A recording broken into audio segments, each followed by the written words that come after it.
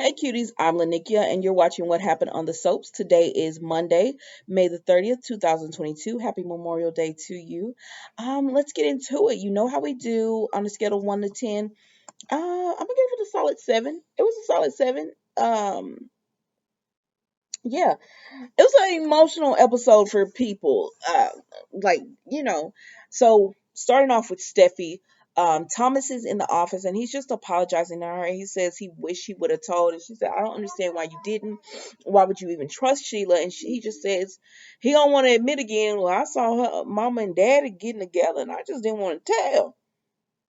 But he tells her, if I had a told, then you and Finn. And she said, nope, don't do that. Don't blame yourself for it. So she doesn't blame him for what went on. I do, because if he had told, then they would have never been in that alley. And he's absolutely right. They wouldn't have been in that alley, and they wouldn't have got shot. But anyways, she makes it. She tells him, just be, it's okay. So then Steffi is at work, y'all. And I'm like, well, how many days is it since she's been shot? Because I thought we just saw her in Scrubs. Now, we did see her makeup. Because remember, they had her on all that powder and had her faded out and pale and everything. And then we slowly start seeing her makeup get better and better while she was at the house or whatever. But she was still in her sweats and everything. And so now she's at the office all dressed up. I said, well, wait a minute. What kind of shooting was this? I'm confused. How much time has elapsed since the whole shooting and her getting out of the hospital and everything? Okay, child. I'm gonna rock with y'all. I'm gonna rock with y'all. So, anyways, so she's at the office working and everything, and she's just pushing herself, and Ridge is like, Steffi, and she's like, no, I have to keep going, Dad, but God, I miss Finn so much or whatever. And they said, Steffi, you can't push yourself this hard, you can lean on us. And she says, no, I have to be strong. So then her mama come in, and her mama say, Taylor says, Ridge called me, and Ridge like, what you doing? Why you have to say that? But you did call her, so she came over. But Taylor is talking to Steffi and just telling her it's okay to heal. Like, you need to heal and everything. And Steffi's like, no, I'm sick of people being sorry. I'm sick of people walking around on tiptoes and eggshells and everything around me, feeling like that I'm not strong enough to take this. And they're like, nobody thinks that, Steffi, but you need to lean on people, and you don't have to bury yourself in work. Like, you need to feel your feelings. But anyways, Taylor says, well, what about if you went away? Because y'all know it's supposed to be that Steffi goes to Paris, and that's when Finn is supposed to come find her. But anyway, so she's like, what if you just went away or whatever, took the kids and just, excuse me, took a break?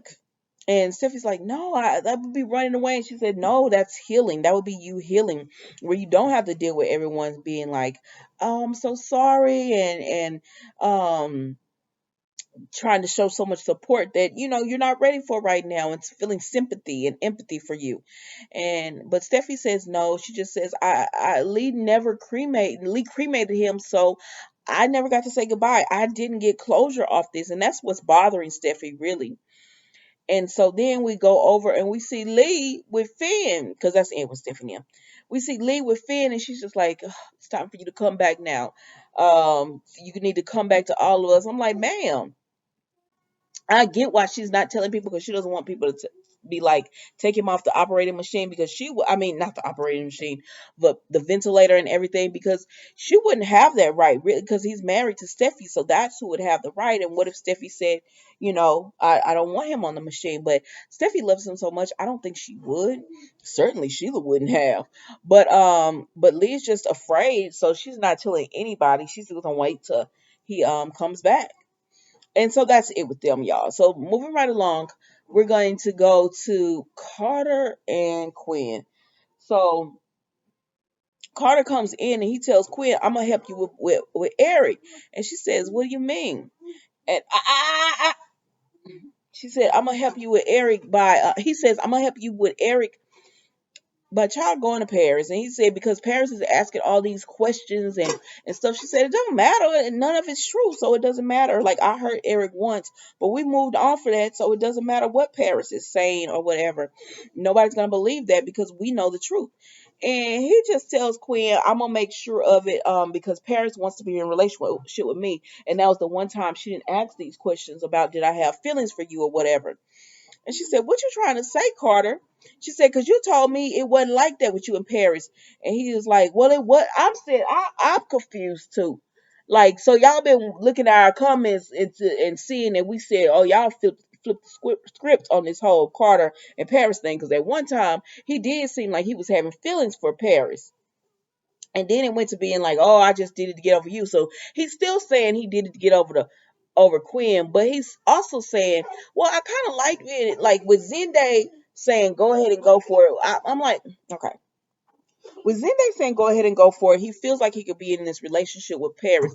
Because at the end of the day, Carter told Quinn, listen, I'm tired of waiting. And because whether she wants to admit it or not, this man has been waiting on you to get over Eric, and hopefully waiting on, like, I don't know, maybe if she leave Eric or something. He wants to be with Quinn, but he like, I'm tired of waiting. He was like, I look at Steffi and Finn, they didn't even know, they didn't even have long with each other, but it was they had that love that I'm looking for. I want a partner, I want a family, I want children, I want to be in love with somebody. And so he said, so I mean, Harris is saying she'll do it. It'll get her off your back. I mean, it's something to do. I mean, she wants to be with me. So I said, I said, Carter, you would, you would not be with this girl. As a well, I guess I ain't got no other options. I'm just gonna go be with her.